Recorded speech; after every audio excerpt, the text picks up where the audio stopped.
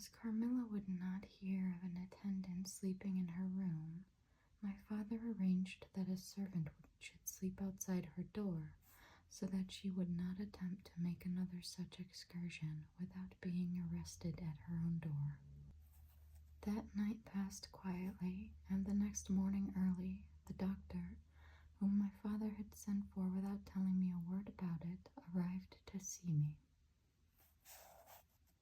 Madame accompanied me to the library, and there the grave little doctor, with white hair and spectacles, whom I mentioned before, was waiting to receive me. I told him my story, and as I proceeded he grew graver and graver. We were standing, he and I, in the recess of one of the windows facing one another. When my statement was over, he leaned with his shoulders against the wall, and with his eyes fixed on me earnestly, with an interest in which was a dash of horror. After a minute's reflection, he asked Madame if he could see my father. He was sent for accordingly, and as he entered smiling, he said, "I dare say, doctor, you are going to tell me that I am an old fool for having brought you here. I hope I am." But his smile faded into shadow as the doctor, with a very grave face, beckoned him to him. He and the doctor talked for quite some time in the same recess where I had just conferred with the physician. It seemed an earnest and argumentative conversation. The room is very large, and I and Madame stood together, burning with curiosity, at the farther end. Not a word could we hear, however, for they spoke in a very low tone, and the deep recess of the window quite concealed the doctor from view, and very nearly my father, whose foot, arm, and shoulder only we could see. And the voices were, I suppose, all the less audible for the sort of closet which the thick wall and window formed. After a time, my father's face looked into the room. It was pale, thoughtful, and, I fancied, agitated. "Laura, dear, come here for a moment. Madame, we shan't trouble you, the doctor says, at present." Accordingly, I approached, for the first time a little alarmed, for, although I felt very weak, I did not feel ill, and strength, one always fancies, is a thing that may be picked up when we please. My father held out his hand to me as I drew near, but he was looking at the doctor, and he said, "It certainly is very odd. I don't understand it quite. Laura, come here, dear. Now attend to Dr. Spielsberg and recollect yourself. You mentioned a sensation like that of two needles piercing the skin somewhere about your neck on the night when you experienced your first horrible dream. Is there still any soreness?" "None at all," I answered. "Can you indicate with your finger about the point at which you think this occurred?" "Very little below my throat, here," I answered. I wore a morning dress which covered the place I pointed to. "Now you can satisfy yourself," said the doctor. "You won't mind your papa's lowering your dress very little. It is necessary to detect a symptom of the complaint under which you have been suffering." I acquiesced. It was only an inch or two below the edge of my collar. "God bless me, so it is," exclaimed my father, growing pale. "You see it now with your own eyes," said the doctor with a gloomy triumph. "What is it?" I exclaimed, beginning to feel frightened. "Nothing, my dear young lady, but a small blue spot about the size of the tip of your little finger. And now," he continued, turning to Papa, "the question is what is best to be done." "Is there any danger?" I urged in great trepidation. I trust not, my dear, answered the doctor. I don't see why you should not recover. I don't see why you should not begin immediately to get better. That is the point at which the sense of strangulation begins. Yes, I answered, and recollect as well as you can, the same point was a kind of center of that throw which you described just now, like the current of a cold stream running against you. It may have been, I think it was. You see? He added, turning to my father. Shall I say a word to Madame? Certainly, said my father. He called Madame to him and said, I find my young friend here far from well. It won't be of any great consequence, I hope, but it will be necessary that some steps be taken, which I will explain by and by. But in the meantime, Madame, you will be so good as not to let Miss Laura be alone for one moment. That is the only direction I need give for the present. It is indispensable. We may rely upon your kindness, Madame, I know, added my father. Madame satisfied him eagerly. And you, dear Laura, I know you will observe the doctor's direction. I shall have to ask your opinion upon another patient whose symptoms slightly resemble those of my daughter that have just been detailed to you. Very much milder in degree, but I believe quite of the same sort. She is a young lady, our guest, but as you say you will be passing this way again this evening, you can't do better than take your supper here, and you can then see her. She does not come down till the afternoon. Thank you, said the doctor. I shall be with you then at about 7 this evening. And then they repeated their directions to me and to Madame, and with this parting charge my father left us and walked out with the doctor, and I saw them pacing together up and down between the road and the moat, on the grassy platform in front of the castle, evidently absorbed in earnest conversation. The doctor did not return. I saw him mount his horse there, take his leave, and ride away eastward through the forest. Nearly at the same time I saw the man arrive from Dranfield with the letters, and dismount and hand the bag to my father. In the meantime, Madame and I were both busy, lost in conjecture as to the reasons of the singular and earnest direction which the doctor and my father had concurred in imposing.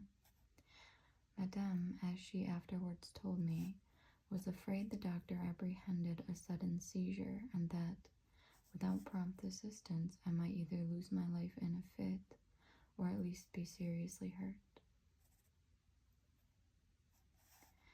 The interpretation did not strike me, and I fancied, perhaps luckily for my nerves, that the arrangement was prescribed simply to secure a companion who would prevent my taking too much exercise, or eating unripe fruit, or doing any of the 50 foolish things to which young people are supposed to be prone.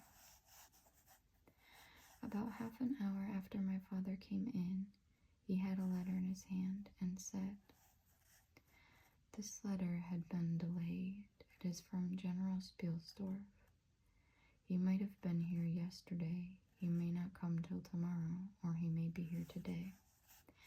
He put the open letter into my hand, but he did not look pleased as he used when a guest, especially one so much loved as the general, was coming. On the contrary, he looked as if he wished him at the bottom of the Red Sea. There was plainly something on his mind which he did not choose to divulge.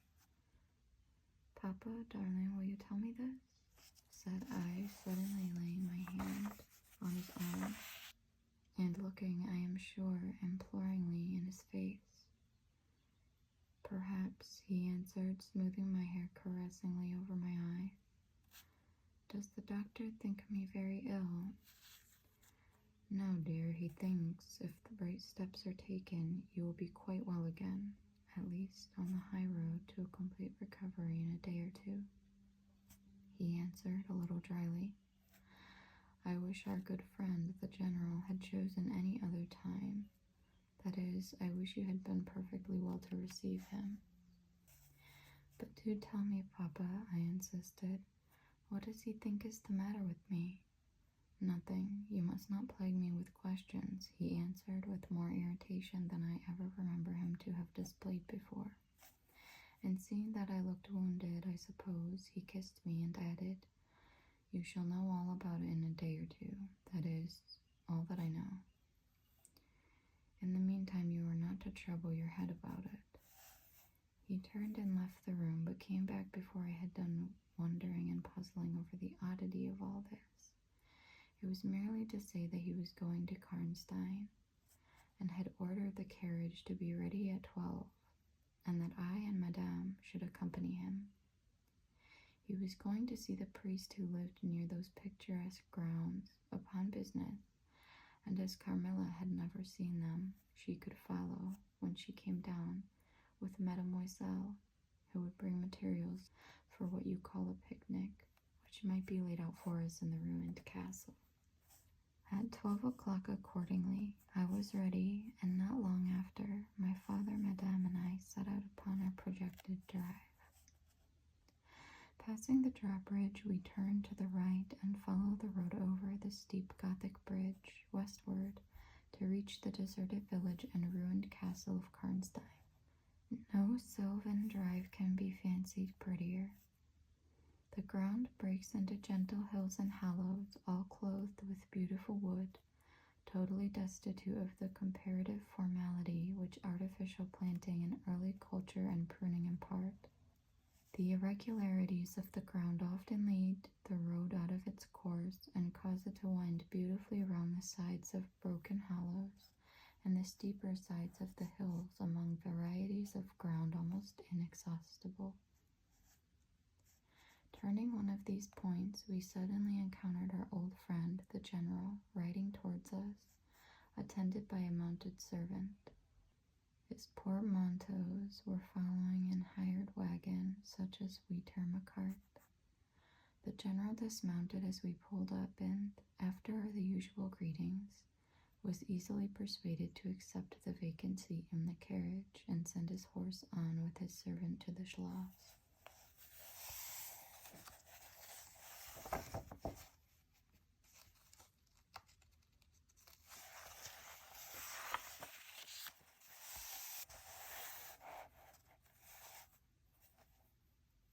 Chapter 10.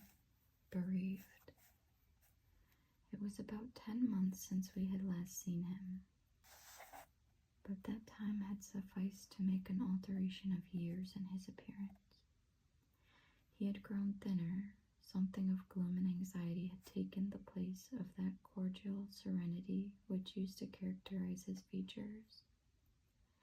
His dark blue eyes, always penetrating, now gleamed with a sterner light from under his shaggy gray eyebrows. It was not such a change as grief alone usually induces, and angrier passions seemed to have had their share in bringing it about. We had not long resumed our drive when the general began to talk, with his usual soldierly directness, of the bereavement, as he termed it, which he had sustained in the death of his beloved niece and ward. And he then broke out in a tone of intense bitterness and fury, inveighing against the hellish arts to which she had fallen a victim, and expressing with more exasperation than piety his wonder that heaven should tolerate so monstrous an indulgence of the lusts and malignity of hell. My father, who saw at once that something very extraordinary had befallen, asked him, if not too painful to him, to detail the circumstances which he thought justified the strong terms in which he expressed himself. I should tell you with pleasure, said the general, but you would not believe me. Why should I not? He asked. Because, he answered testily, You believe in nothing but what consists with your own prejudices and illusions. I remember when I was like you, but I have learned better. Try me, said my father. I am not such a dogmatist as you suppose. Besides which, I very well know that you generally require proof for what you believe, and am, therefore, very strongly predisposed to respect your conclusions. You are right in supposing that I have not been led lightly into a belief in the marvelous, for what I have experienced is marvelous, and I have been forced by extraordinary evidence to credit that which ran counter diametrically to all my theories. I have been made the dupe of a preternatural conspiracy. Notwithstanding his professions of confidence in the general's penetration, I saw my father at this point glance at the general with, as I thought, a marked suspicion of his sanity. The general did not see it, luckily. He was looking gloomily and curiously into the glades and vistas of the woods that were opening before us. You are going to the ruins of Karnstein, he said. Yes, it is a lucky coincidence. Do you know I was going to ask you to bring me there to inspect them? I have a special object in exploring. There is a ruined chapel, ain't there, with a great many tombs of that extinct family. So there are. Highly interesting, said my father. I hope you are thinking of claiming the title and estates. My father said this gaily, but the general did not recollect the laugh or even the smile which courtesy exacts for a friend's joke. On the contrary, he looked grave and even fierce, ruminating on a matter that stirred his anger and horror. Something very different, he said gruffly. I mean to unearth some of those fine people. I hope, by God's blessing, to accomplish a pious sacrilege here, which will relieve our earth of certain monsters, and enable honest people to sleep in their beds without being assailed by murderers. I have strange things to tell you, my dear friend, such as I myself would have scouted as incredible a few months since. My father looked at him again, but this time not with a glance of suspicion, with an eye rather of keen intelligence and alarm. The house of Karnstein, he said, has been long extinct, 100 years at least. My dear wife was maternally descended from the Karnsteins, but the name and title have long ceased to exist. The castle is in a ruin. The very village is deserted. It is 50 years since the smoke of a chimney was seen there, not a roof left. Quite true. I have heard a great deal about that since I last saw you. A great deal that will astonish you. But I had better relate everything in the order in which it occurred, said the general. You saw my dear ward, my child, I may call her. No creature could have been more beautiful. And only 3 months ago, none more blooming. Yes, poor thing, when I saw her last, she certainly was quite lovely, said my father. I was grieved and shocked more than I can tell you, my dear friend. I knew what a blow it was to you. He took the general's hand, and they exchanged a kind pressure. Tears gathered in the old soldier's eyes. He did not seek to conceal them. He said, We have been very old friends. I knew you would feel for me, childless as I am. She had become an object of very near interest to me, and repaid my care by an affection that cheered my home and made my life happy. That is all gone. The years that remain to me on earth may not be very long, but by God's mercy I hope to accomplish a service to mankind before I die, and to subserve the vengeance of heaven upon the fiends who have murdered my poor child in the spring of her hopes and beauty. You You said just now that you intended relating everything as it occurred, said my father. Pray do. I assure you that it is not mere curiosity that prompts me. By this time we had reached the point at which the Drunstall road, by which the general had come, diverges from the road which we were traveling to Karnstein. How far is it to the ruins? Inquired the general, looking anxiously forward. About half a league, answered my father. Pray let us hear the story you were so good as to promise.